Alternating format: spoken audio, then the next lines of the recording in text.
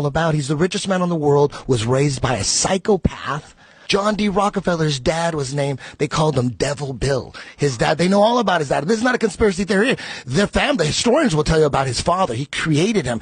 He was a rapist, snake oil salesman, running from the law, changed his name. Devil Bill? Devil Bill. That was his name. So he had a bunch of sons, and John D. Rockefeller was one. He was quoted as saying, I cheat my sons every day. I want them as sharp as can be. He just beat the living fucking trust out of them and just drowned all their trust. So John D. Rockefeller grew up not trusting anybody. Dude, he got busted for monopolizing oil. They finally indicted him. He had to break apart Standard Oil, and it made him a billionaire. That's what made him rich, is when he got busted. When he had to sell everything off, he took over education. Dude, you know how he took over universities? Dude, he wanted to take over the world. He wasn't just trying to sell gas. He's trying to take over the world.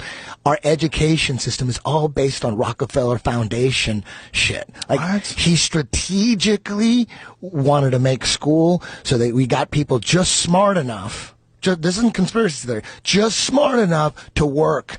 They didn't want anybody too smart.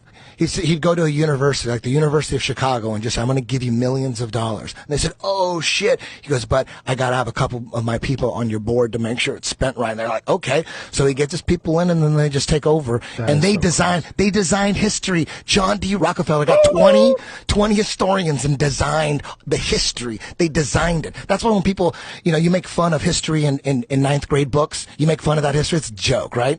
It was put together by Rockefeller. His peak wealth was $318.3 billion based on the 2007 U.S. dollar. Oh, my God. He lived to 98. He was a motherfucker, bro. Man.